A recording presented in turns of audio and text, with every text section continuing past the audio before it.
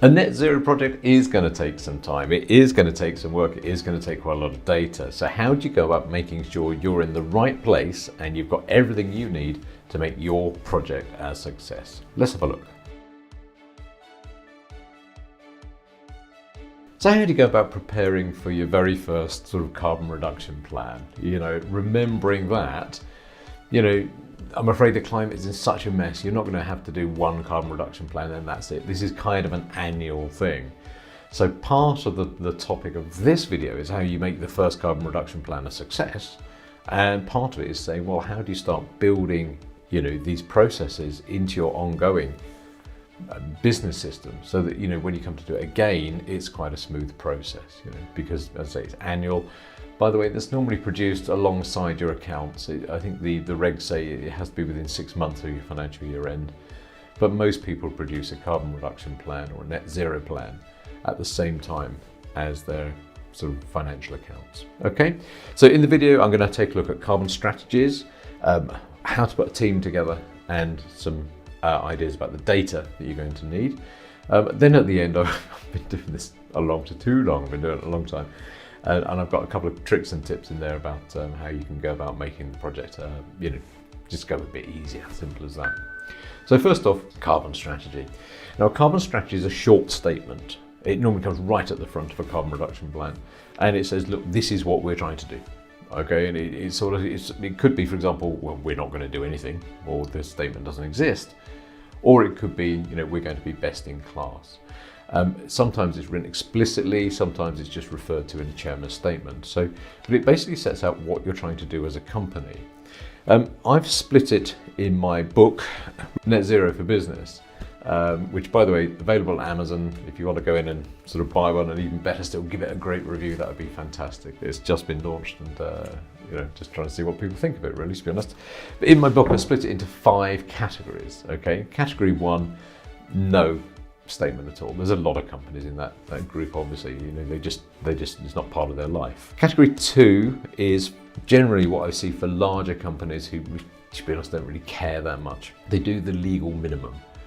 So when I first started doing that was maybe 95% of my clients did the basic legal minimum. Now probably around about 40 to 45% of my clients do the basic legal minimum. There's a lot of companies out there that just say, look, for whatever reason, we just want to do what's required by law.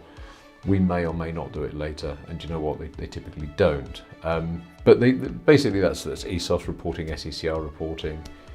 If you have to do a carbon reduction plan for someone, so there's some really ropey ones out there that say, look, we didn't want to do it, but at least it ticks the boxes.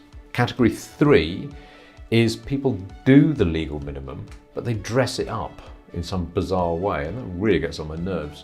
So you see people out there who have done SECR reporting, streamlined energy and carbon reporting, which is a UK requirement, but they then go on to say, we are carbon neutral and you should use us because we're environmentally friendly. And I saw a shipping company the other day that said, we are really good for the environment. And all they've done is do an SECR report. It was just rubbish, they weren't.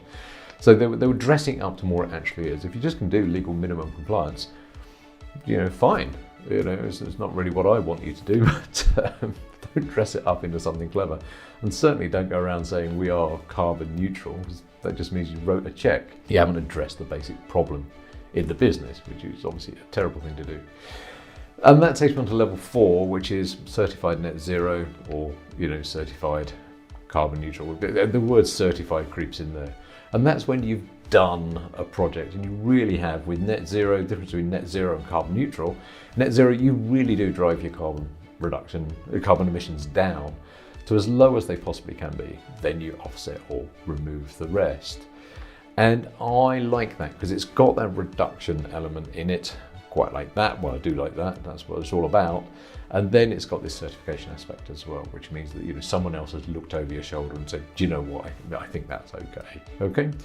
Level 5, I see in quite a few companies actually. It's pleasantly surprising, where they want to be best in class. And there's probably around about 15%, maybe 20% of my clients, at the moment, who've gone out there and say, do you know, yes, we do care.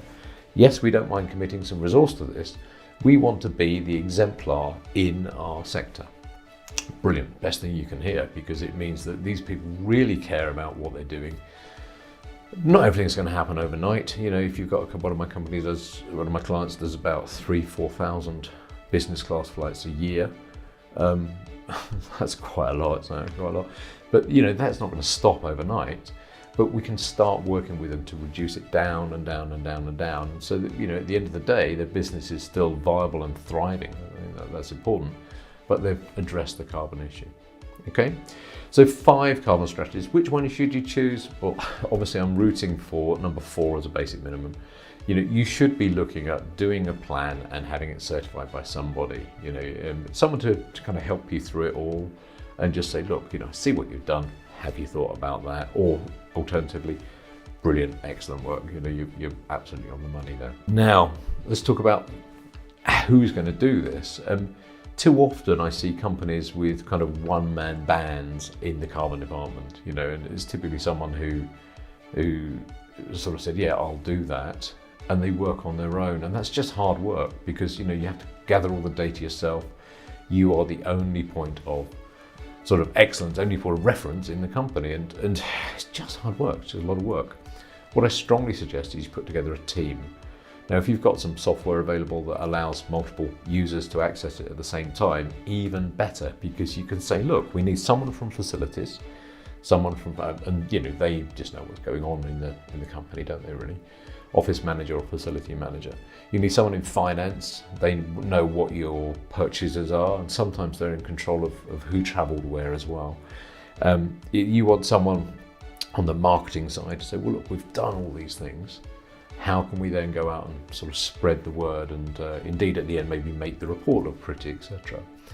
And what I suggest you do is you put that together into a group of green champions. It's not just about doing the report, it's about changing the culture and trying to drive down the carbon emissions that your company makes.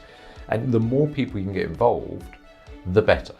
So the big message here is the more people who are actually helping you to produce the report and change the culture, the bigger impact you're going to have. And you know, if you're looking to do this on your own, well, it's better than nothing. I've got to say, it's better than nothing. But you know, it's much easier if you can involve some other people. Those people, by the way, typically meet, I've seen it monthly. That's maybe a bit of an overkill, but every other month is a good sort of frequency. So you put together an agenda, obvious sort of things really, but put together an agenda about what you need to go through, and then sit down. These days it's typically over Teams or Zoom, and just go through what you need to do for that sort of environment team, or the green champions, whatever you want to call it. In terms of the data, you want to be thinking about a few things. It's like, well, what data do you need?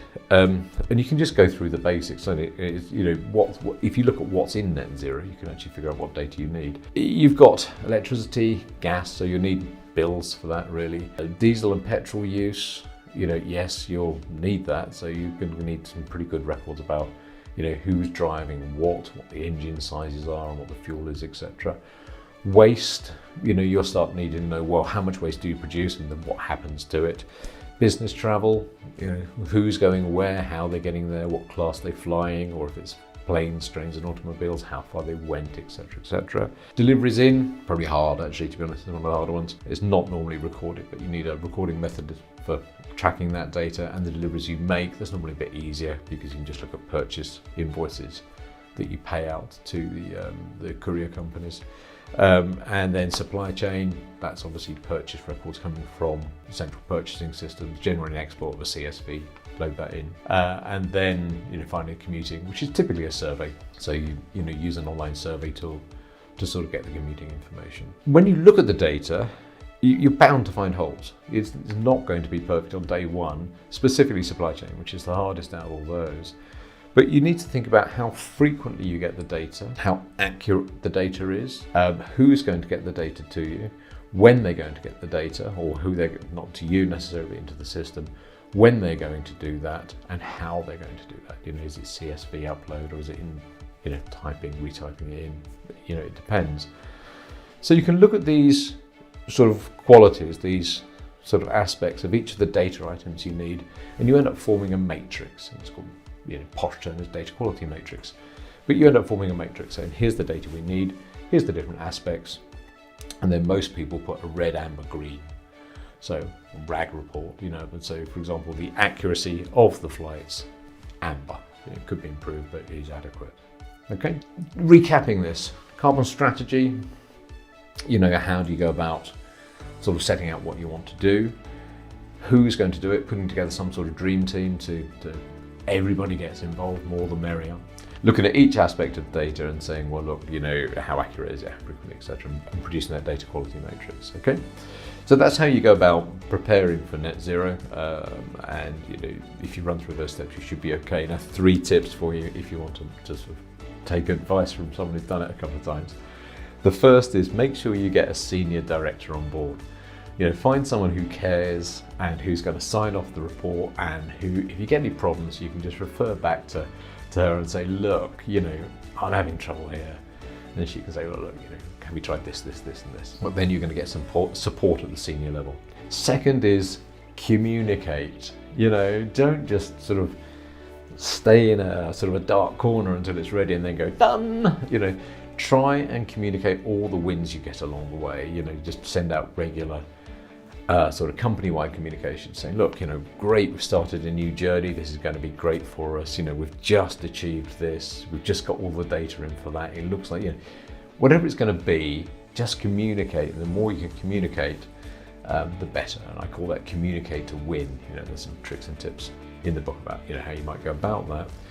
And finally, third tip, set a regular meeting. I mentioned it earlier in the video, but you know, be it quarterly or monthly, or my favorite is bi-monthly for these things.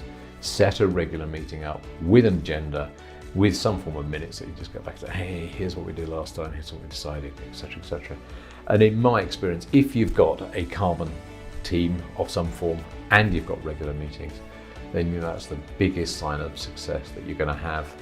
You know, if you can get that together, you're going to have a good carbon project. You know, it's going to go well. All right. That's what I have to say today. That's how you prepare for net zero. I hope that was useful. If it was, please consider buying the book, Net Zero for Business, available on Amazon. And then if you leave it a review, oh, I love you forever. Okay, hope that was useful, and I'll see you next time.